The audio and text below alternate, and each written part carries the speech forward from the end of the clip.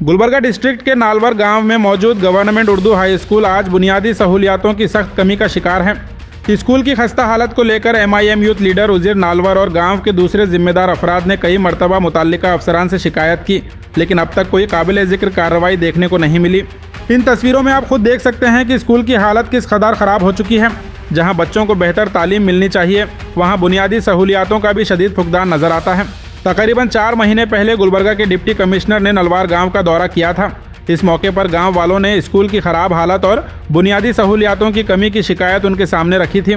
इसके बाद स्कूल का इंस्पेक्शन भी किया गया, जिसमें कई संगीन कमियां सामने आई थीं। सबसे बड़ी बात यह है कि स्कूल के पास न तो कंपाउंड वॉल मौजूद है और न ही हिफाजत के लिए मेन एंट्रेंस गेट। ऐसे में स्कूल के बच्चों की सिक्योरिटी हमेशा सवालों के घेरे में रहती है। स्कूल में तालीम हासिल करने वाले बच्चों के लिए साफ़ पीने के पानी की कोई मुनज़्ज़म सहूलत भी दस्तियाब नहीं है। RO प्लांट लगाने का मुतालिबा कई बार किया गया, लेकिन इस अहम ज़रूरत को भी नज़रअंदाज कर दिया गया। इसके अलावा मिड डे मील के लिए इस्तेमाल होने वाले डाइनिंग हॉल की फ्लोरिंग इतनी ख़राब हो चुकी है कि ज़मीन कई जगहों पर धंस रही है, जो किसी भी वक्त बच्चों के लिए ख़तरा बन सकती है।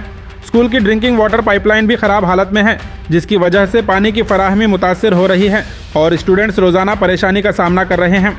हैरत की बात यह है कि स्कूल में टीचर्स और स्टूडेंट्स के लिए मुनासिब टॉयलेट फैसिलिटी भी मौजूद नहीं है। आज के दौर में भी बच्चों को ऐसी बुनियादी सहूलियातों से महरूम रहना पड़ रहा है। नलवार के अवाम MIM यूथ लीडर उजैर नलवार और स्कूल में पढ़ने वाले बच्चों के वालिदैन ने हुकूमत और मुताल्लिका अफसरान से पुरजोर मुतालिबा किया है कि गवर्नमेंट उर्दू हाई स्कूल में compound wall, main gate, RO plant, drinking water facility, dining hall की मरम्मत और टॉयलेट सहूलत जल्द से जल्द फराहम की जाए, क्योंकि बेहतर तालीम सिर्फ किताबों से नहीं बल्कि महफूज और बुनियादी सहूलियातों से आरास्ता तालीमी माहौल से भी मुमकिन होती है। अब देखना यह है कि जिम्मेदार अफसरान इस तरफ कब तवज्जो देते हैं और नलवार के बच्चों को उनका बुनियादी हक कब मिलता है।